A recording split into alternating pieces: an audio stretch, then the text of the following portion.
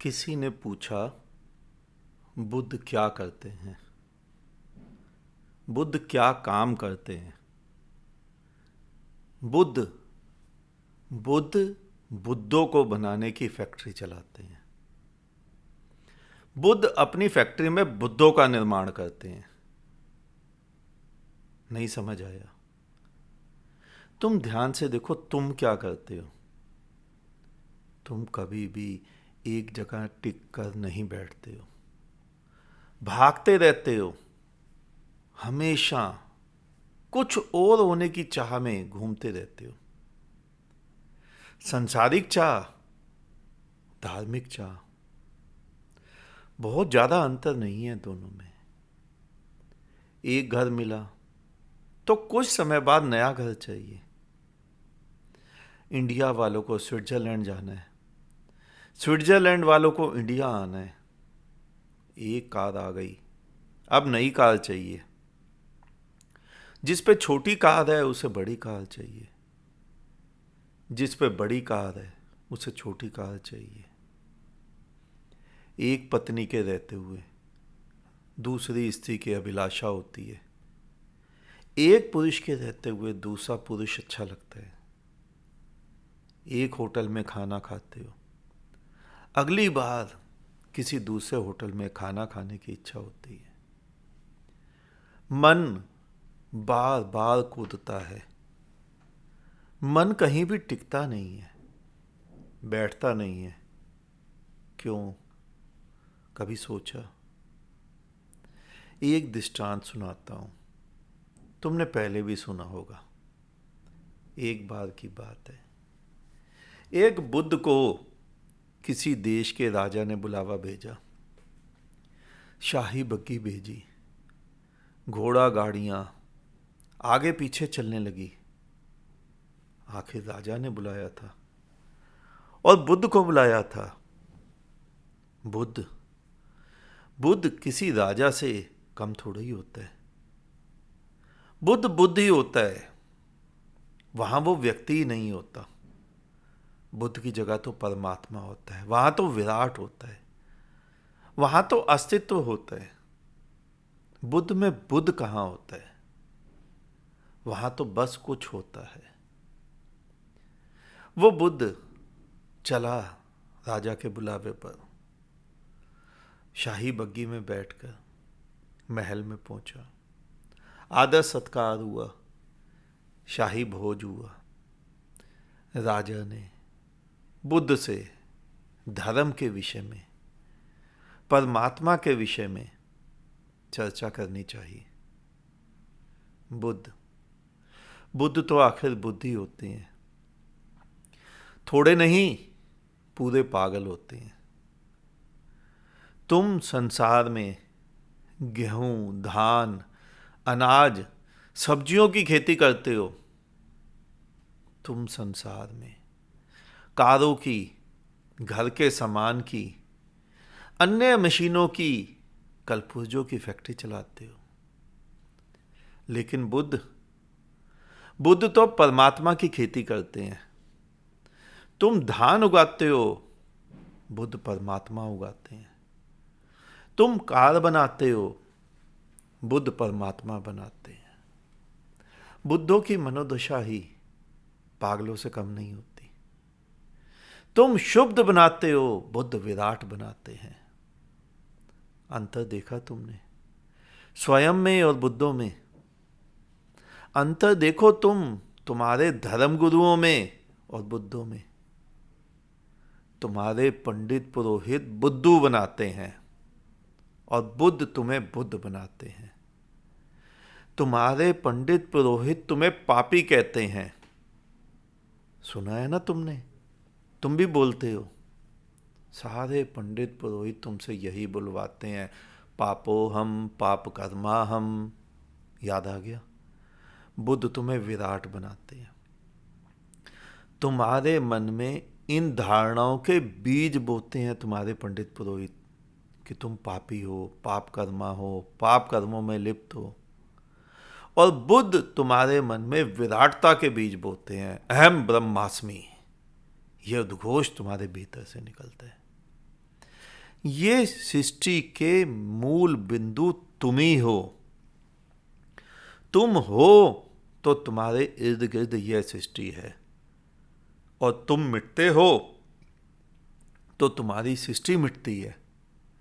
यहां करोड़ों अरबों विष्णु हैं जो अपनी अपनी सृष्टि बनाते हैं। उन्हीं के चारों तरफ उनकी सृष्टि घूमती है।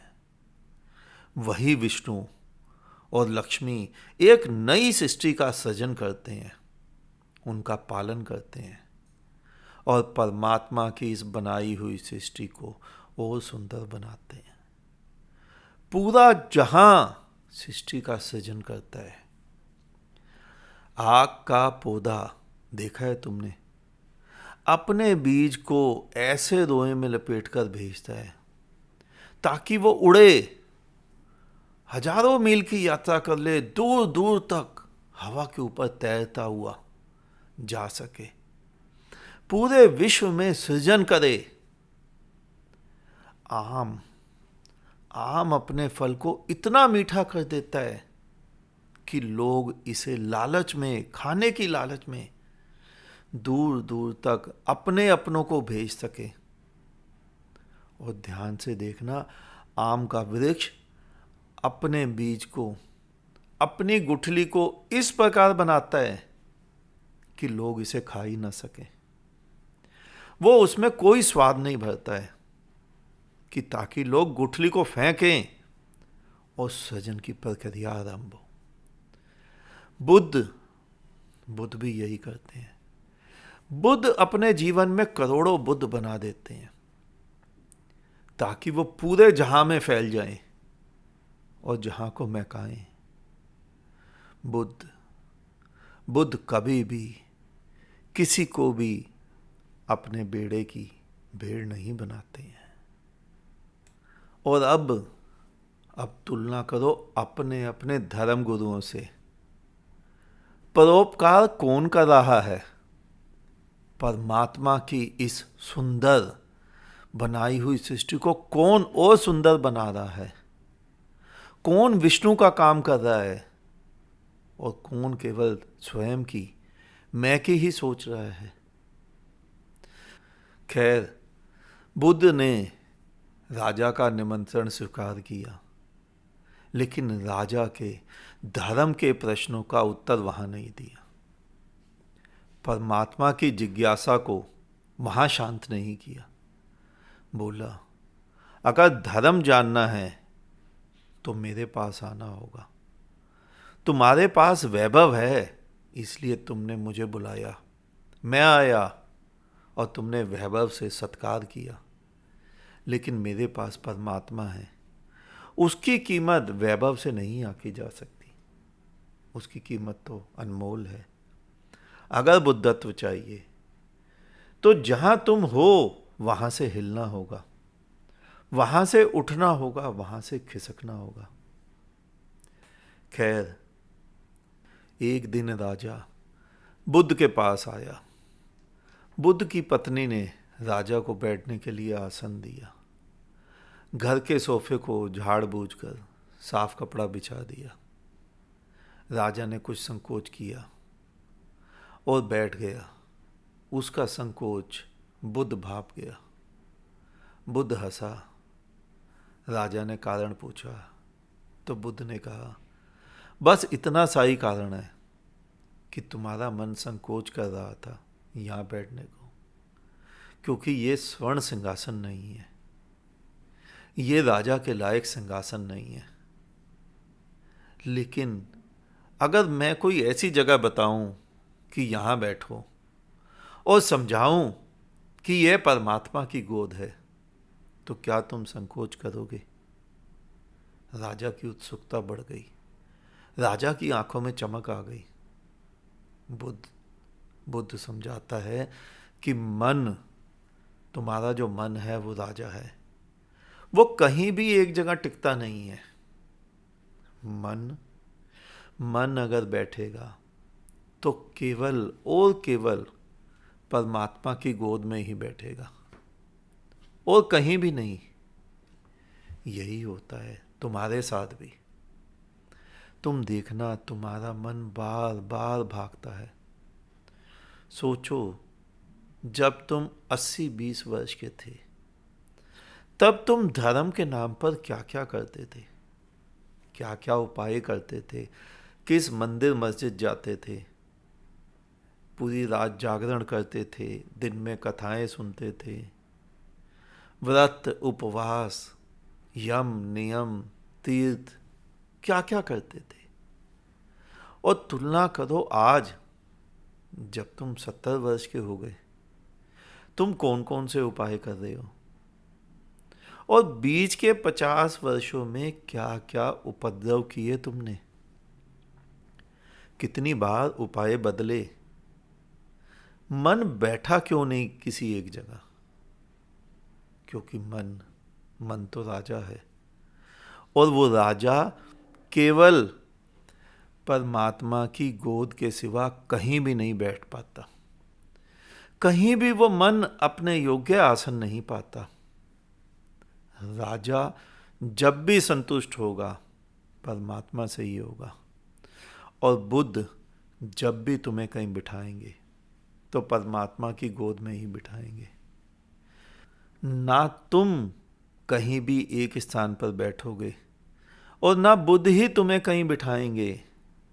बुद्ध तुम्हें सीधा सीधा परमात्मा के साथ जोड़ते हैं। पूरा जीवन बीत गया, कोई सहज योग कर रहा है, कोई जप कर रहा है, कोई तप कर रहा है, कोई गायत्री, कोई यज्ञ, कोई उल्टा खड़ा है, कोई अपनी कुंडलनी को जगाने की कोशिश कर रहा है। मुसलमान पूरा जीवन 5 समय की नमाजें पढ़ रहा है, क्रिश्चियन चर्च में मोमबत्तियां जला रहा है। गीत सुना है ना तुमने, अगरबत्तियां राख हो गई, गोड का कुछ भी पता नहीं। सिख गुरुद्वारे में माथे टेक रहा है।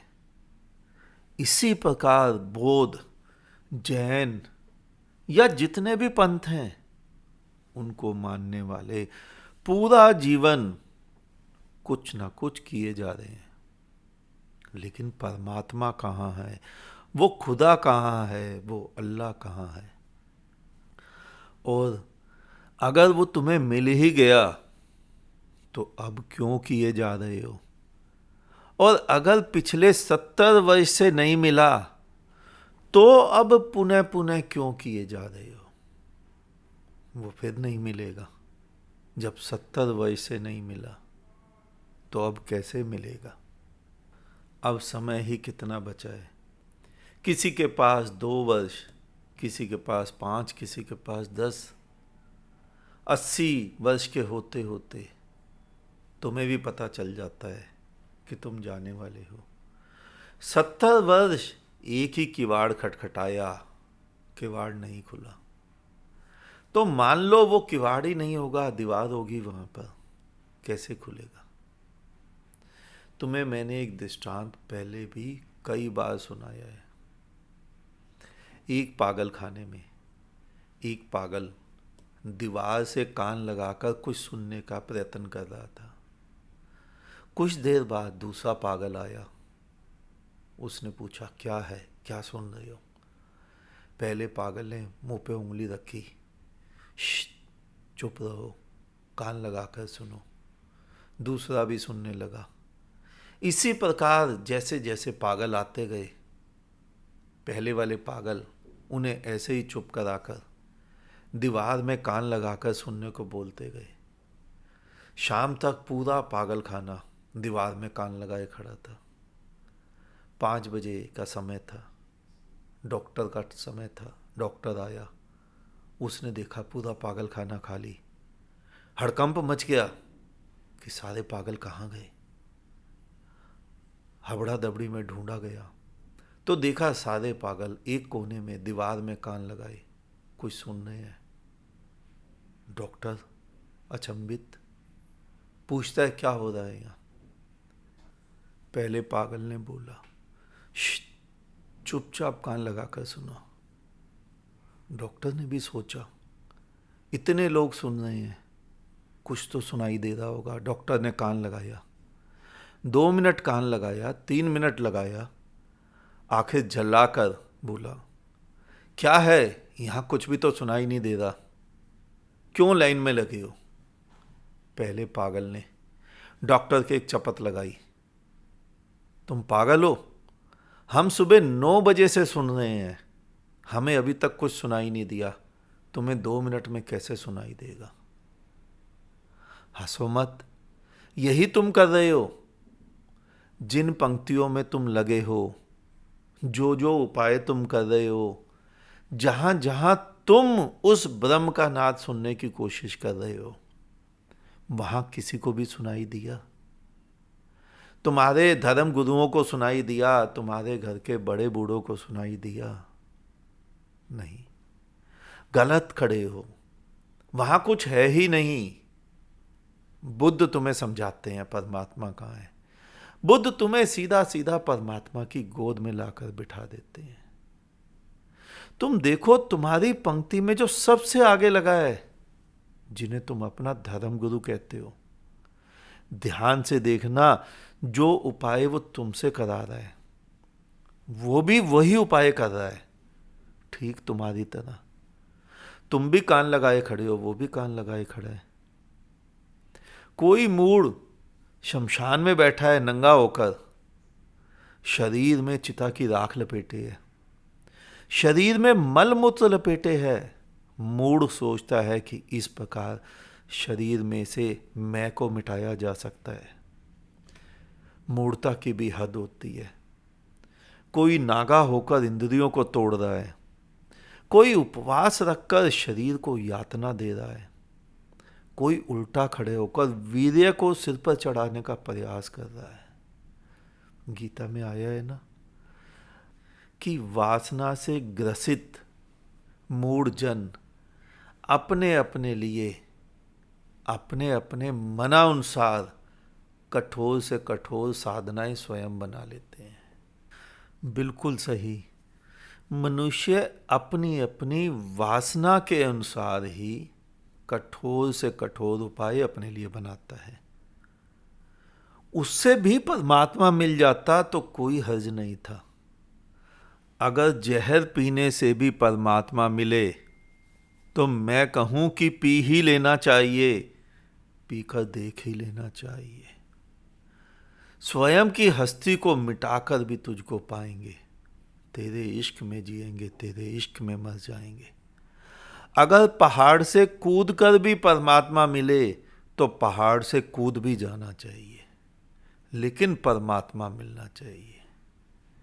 लेकिन ना तो पहाड़ के कूदने से ही मिलता है और ना ही जहर पीने से, ना ही तुम्हारे जप तप व्रत उपवास गायत्री सहज योग नमाजों से अरदासों से मोमबत्तियों से ही मिलता है, और ना ही शमशान जाकर मूर्ताएं करने वाले कोई मिलता है।